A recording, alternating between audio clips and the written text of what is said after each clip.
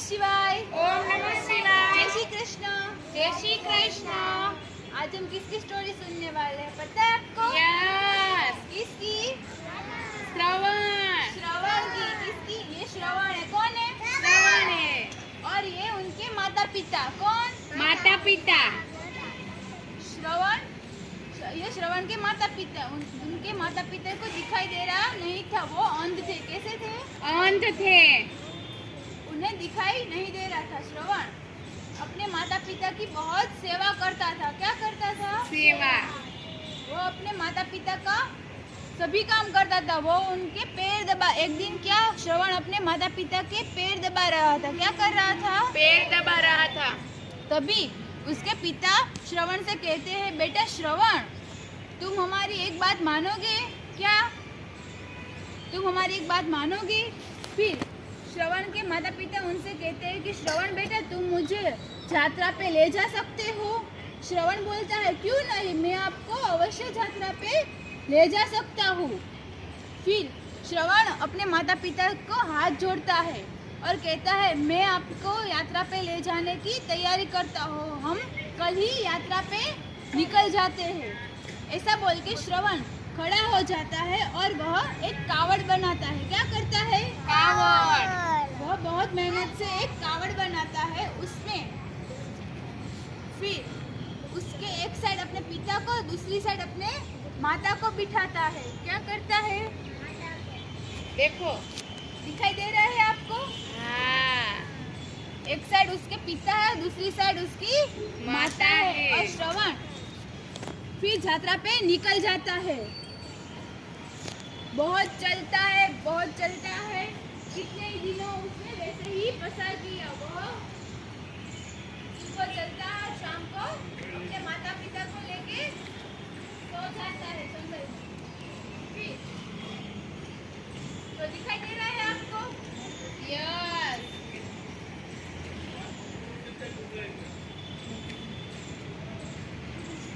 हुए।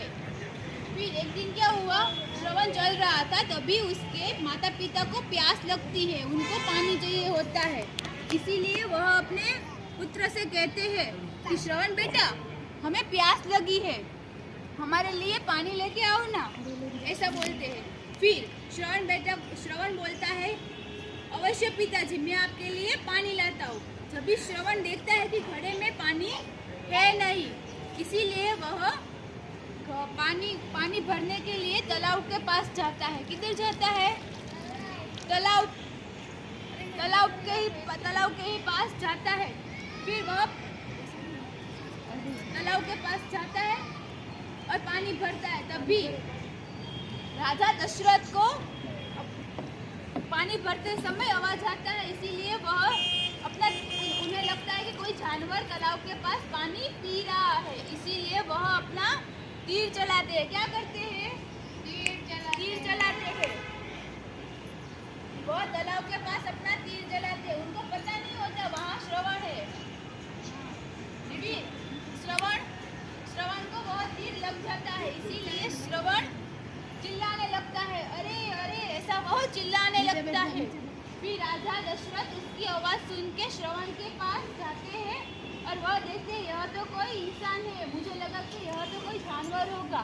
फिर राजा दशरथ श्रवण को अपनी गोदी में सुलाते हैं और उससे पूछते हैं कि मुझे पता नहीं था, मुझसे गलती से यह तीर चल गया है, आप कृपया करके मुझे माफ कर दीजिए।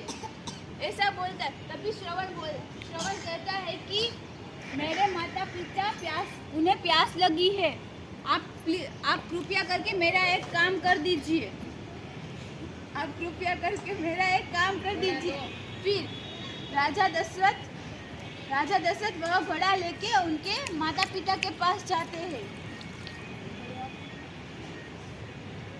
राजा दशरथ वह घोड़ा लेके उस श्रवण के माता पिता के पास जाते हैं और श्रवण की वहाँ पे ही मृत्यु हो जाती है। फिर राजा दशरथ वह घोड़ा लेके श्रवण के माता पिता के पास जाते हैं और उनके पास खड़े रहते हैं, चुपचाप, कुछ बोलते नहीं है। तभी श्रवण के पिता बोलते हैं कि बेटा श्रवण, तुम चुप क्यों खड़े हो? तुम्हें क्या हुआ? तुम कुछ बोल क्यों नहीं रहे हो? तभी राजा दशरथ कहते हैं कि मुझसे गलती से उनके सीने में तीर लग गया है, वह मृत्यु पाम चुके हैं। यह सुनकर माता और पिता खूब रोने लगते हैं और रोते रोते वह बोलते हैं कि आप भी अपने पुत्र वियोग में, उन्हें श्राप देते, आप भी अपने पुत्रों के वियोग में ऐसे ही तड़पेंगे। फिर यह बात बोलते बोलते उनकी भी मृत्यु हो जाती है और वह वहीं पे मृत्यु पामते हैं। फिर राजा दशरथ बहुत ज्यादा रोते हैं और उनका श्राप उन्हें लगता है। कुछ सालों के बाद फिर जब राम जी वनवास के लिए जाते हैं, तभी राजा दशरथ के साथ यह घटना घटती है और वह भी वैसे मृत्यु पामते हैं।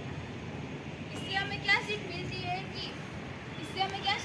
कि श्रवण अपने माता पिता की बहुत ज्यादा सेवा करता था।